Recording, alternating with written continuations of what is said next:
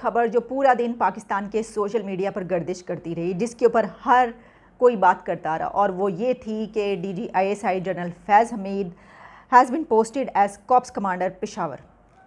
General Faiz Hameed हैं जो is known as a top spy master of Pakistan. उनको कोर कमांडर पेशावर लगा दिया गया है। Press the bell icon on the YouTube app and never miss another update. खबर जो पूरा दिन पाकिस्तान के सोशल मीडिया पर गर्दिश करती रही, जिसके ऊपर हर कोई बात करता रहा, और वो ये थी कि DGISI general Faiz Hameed has been posted as corps commander Peshawar, के जनरल फैज़ हमीद को कॉप्स कमांडर पेशावर तैनात कर दिया गया है और अब वहाँ पर वो ड्यूटी अंजाम देंगे। और उनकी जगह पर जो DGISI बने हैं उनका नाम भी जनाब उनको बाकायदा मुबारकबादें दी गई और कहा गया कि lieutenant general Nadeem Ahmed Anjum will be new DGISI। अब ये जो सिचुएशन है ये पूरा एक ट्रेंड बनाकर चलाया गया, पूरा एक ट्रेंड था जिसके ऊपर दोनों को मुबारकबाद दी जा रही थी। नए DGISI जो कि लेफ्टिनेंट जनरल नदीम अहमद अंजुम का नाम आ रहा है उनको, और DGISI जनरल फैज़ हमीद को भी मुबारकबाद दी जा रही थी कि वो वहाँ पर कॉप्स कमांडर के तौर पर जो है उनकी ड्यूटी अब होगी। अब ये सब जो मैं आपको बता रही हूँ ये सोशल मीडिया पर था, और कौन ये वाला ट्रेंड चला रहा था ये हम नहीं जानते। इसकी वजह यह है कि ज़ाहिर है कि जो ट्रेंड चलाते हैं वो तो अननोन फेसेस नेम्स होते हैं, बिल्कुल कोई उनको जानता नहीं, और फिर उसके साथ ही जो बाकी नोन पर्सनालिटीज़ होती हैं वो भी देख देख के फिर वो भी ज़ाहिर है अपना इज़हार ख्याल कर लेती हैं। इसकी वजह यह है कि किसी ना किसी वजह से खबर आती है, वैसे खबर नहीं आती। यानी ये नहीं हो सकता कि कोई वैसे ही कोई टीम उठे और वो उठ के ये वाला ट्रेंड बनाना शुरू कर दे। कोई आम लोग जो यूज़ करते हैं सोशल मीडिया वो उनको कैसे पता चलेगा इस खबर का, तो कोई ना कोई तो ये खबर चलाता है। लेकिन आपको मैं ये बताऊंगी ये कितनी अहम खबर है। इसकी वजह ये है कि कुछ अर्सा पहले से ही ये बात हो रही थी कि अब जो DGISI जनरल फैज़ हमीद हैं उनकी कहीं ना कहीं पोस्टिंग होनी थी, क्योंकि उसी वक्त वो एलिजिबल होते, उसी वक्त जो है वो नेक्स्ट आर्मी चीफ़ के तौर पर जो है वो जाने जाएंगे और उनको वो ओहदा मिल पाएगा नेक्स्ट आर्मी चीफ़ का। लेकिन काफ़ी अर्से से ये बात तो हो रही थी, लेकिन उनकी किसी जगह तैनाती नहीं हो रही थी, और कहा यह जा रहा था कि क्या किसी और को बनाया जा रहा है। कई एक नाम भी सामने आ रहे थे कि नहीं ये तो जो इत्तफ़ाक़ है वो इस नाम पे नहीं है, इत्तफ़ाक़ तो वो ये है। जनरल आसिफ गफूर का नाम आ रहा था, फिर और कई लोगों के नाम बीच में आ रहे थे। अच्छा, इस दौरान हमने ये भी देखा कि ये भी कहा गया कि जो हुकूमत है, प्राइम मिनिस्टर इमरान खान जो हैं वो ज़्यादा जो है वो ज़ाहिर है कि जनरल फैज़ हमीद जो है उनके साथ उनके ताल्लुकात बहुत अच्छे हैं, और ज़ाहिर है जिनके साथ आपके ताल्लुकात बहुत अच्छे हों आप वही चाहेंगे कि आइंदा के आर्मी चीफ़ भी वही बने।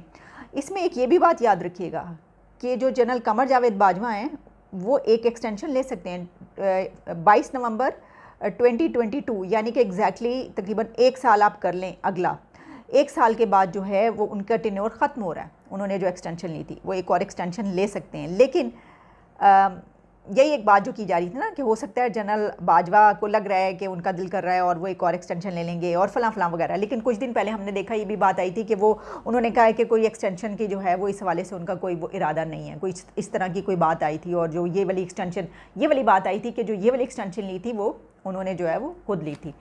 तो ये सिचुएशन अब ये बता रही है कि अगर तो ये खबर सही है, और जिस तरह मैंने लिखा कि अब ISPR को ये चाहिए, ISPR तक, हमारी तरह ISPR तक भी ये खबर पहुंच गई होगी कि भाई आपके डिपार्टमेंट में ये वाली जो हैं ये तब्दीलियाँ हो रही हैं, ये वाली पोस्टिंग्स हो रही हैं, तो आपको पता चल गया तो अब आप एक नोटिफिकेशन निकाल दीजिए और प्रेस रिलीज़ जारी करके हमें बता दीजिए। तो होता अब कुछ यूँ ही है कि सोशल मीडिया से इदारों तक खबरें पहुँचती हैं, लेकिन वो भी कोई ना कोई इस पर चलवाता है तो तभी पहुँचती हैं। बहरहाल जो भी है, तो जनरल फैज़ हमीद हैं जो is known as a top spy master of Pakistan. उनको कोर कमांडर पेशावर लगा दिया गया है, और जबकि लेफ्टिनेंट जनरल नदीम अंजुम जो हैं उनको DGISI लगा दिया गया है।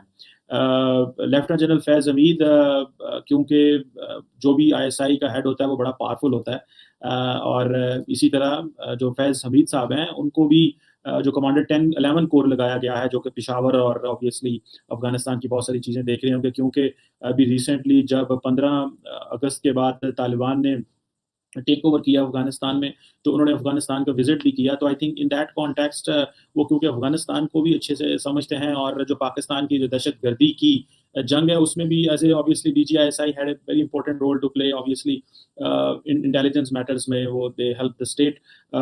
और पाकिस्तान में जो डीजीआईएसआई होता है वो डायरेक्टली प्राइम मिनिस्टर को रिपोर्ट करता है। और मज़े की बात यह है कि आर्मी चीफ जनरल बाजवा जो है, ये समझा जाता है कि जनरल फैज़ हमीद जो थे as a DGISI was very close to the army chief, और बड़े ट्रस्टेड उनके पार्टनर थे when both were working for countering terrorism हो या रीजनल डेवलपमेंट्स हो। तो इस हवाले से अब जो नदीम अहमद अंजम हैं जिनको डीजीआईएसआई अपॉइंट किया गया है, इनकी भी पोजीशन ये है कि इनको आज अगर 6 अक्टूबर 2021 को अपॉइंट किया गया है, तो इनकी जो रिटायरमेंट है दैट इज़ ऑन द 12 सितंबर 2023। सो मेरा ख्याल है तकरीबन इनके पास 2 साल से भी कम अरसा है इनकी जो सर्विस है। सो डीजीआईएसआई लगाया जाना भी एक अहम डेवलपमेंट है, और जो इलेक्शंस होने हैं हमारे वो भी इससे पहले हो जाने हैं। So if he stays as a DGISI for the next 2 years, जब तक ये रिटायरमेंट है, तो इट मीन्स कि जो पाकिस्तान के नेक्स्ट इलेक्शंस हैं वो भी इन्हीं के टेन्योर में होंगे, इट सीम्स सो फार। और दूसरा ये है कि अगर देखा जाए कि जो पाकिस्तान के जो टॉप 4 जनरल्स हैं जो कि आर्मी चीफ जनरल बाजवा के बाद जिन्होंने रिप्लेस करना है, उनमें फैज़ हमीद साहब का भी नाम आता है। नॉट इन अ सेंस कि he is going to be the army chief, लेकिन 4 ऐसे जनरल्स हैं जिसमें साहिर शमशाद मिर्ज़ा जो कि इस वक्त कमांडर 10 कोर हैं, जो कि रावलपिंडी, कश्मीर और गिलगित बल्तिस्तान और इन चीज़ों को देखते हैं, एलओसी वगैरह को। रिसेंटली जो साहिर शमशाद मिर्ज़ा थे, इनको ये DG director general military operations भी रहे हैं, और ये डीजीएमओ भी रहे हैं।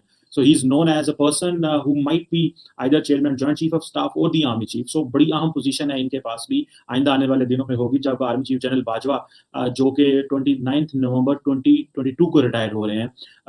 और साहिर शमशाद मिर्जा के बाद अजहर अब्बास हैं जो कि he is chief of the general staff right now. और व्यूअर्स ये कहा जाता है कि जो chief of the general staff होता है, ही इज बेसिकली वो सारे he is an eyes and years of the army chief, और वो सारे जो ऑर्गेनाइजेशनल एंड इंटेलिजेंस ऑपरेशंस होते हैं स्टेट के, उन सबको देख रहे होते हैं। और ये एक अहम पोजीशन है। सो अजहर अब्बास भी नंबर 2 पे हैं, और नुमान नंबर 2 से मुराद ये है कि in the hierarchy, otherwise in सब ने रिटायर एक ही दिन होना है।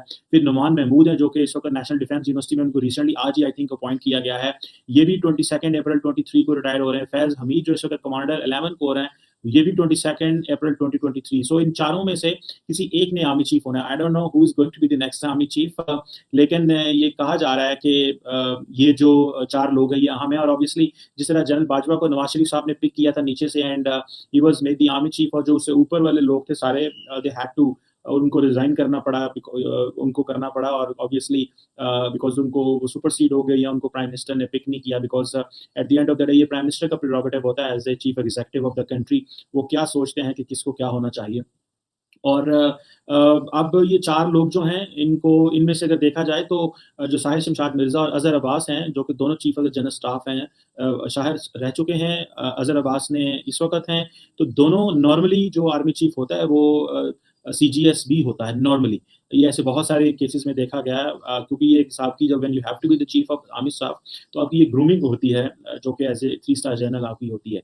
बट अगर ये रूटीन में आर्मी चीफ बाजवा के बाद साहिर शमशाद आते हैं, या अजहर अब्बास आते हैं, या नुमान आते हैं, या फैज़ आते हैं, या कौन आता है, ये तो obviously prime minister Imran Khan को ही पता है, या मिलिट्री हायरार्की को पता होता है क्या है। लेकिन जो डीजीआईएसआई की पोजीशन होती है पाकिस्तान में, ये बहुत ज़्यादा इन्फ्लुएंशियल होती है, इन अ सेंस के हालांकि वो कभी इंटरव्यू नहीं देते, वो कोई मीडिया पे नहीं आते। सवाए इसके कि जो डीजीआईएसआई फैज़ हमीद थे when he was in Afghanistan and he landed in Afghanistan, तो मेरा ख्याल है जो इंग्लैंड का चैनल 4 था, उन्होंने उनकी एक वीडियो बना ली और सवाल जवाब शुरू हो गए, जिसमें पाकिस्तानी एम्बेसडर भी थे। तो आर्मी डीजीआईएसआई ने कहा एवरीथिंग विल बी ओके, और वो वहाँ से चले गए। So normally he doesn't speak to media, ये डीजीआईएसपीआर का ही काम होता है। सो आज सारे दिन से 2 दिन से बड़ी ज़्यादा स्पेकुलेशन चल रही थी कि नदीम अंजम जो है वही आर्मी डीजीआईएसआई बनेंगे। अब ये देखना यह है कि जो नदीम अंजम है वो क्या अपनी एक लाइन लेते हैं, क्योंकि हर नया आने वाला ऑफिसर एक नए एंगल से अपनी इनोवेशन या डिपार्टमेंट को किस तरह ग्रूम करना है या कैसे लेके चलें। जिस तरह फैज़ हमीद ने बहुत सारी कहा जाता है कि इंटरनली डेवलपमेंट्स अपने अदारे में की, ऑब्वियसली ये सारी कॉन्फिडेंशियल होती हैं, मुझे भी नहीं पता, लेकिन सुनने में आया था कि उन्होंने बहुत कुछ इंटरनली चीज़ों को काफ़ी चेंज किया। अब देखना ये है कि जो फैज़ हमीद है वो कैसे आर्मी DGISI रहे। फैज़ हमीद ऑब्वियसली ही बिकेम वेरी पॉपुलर व्हेन उस वक़्त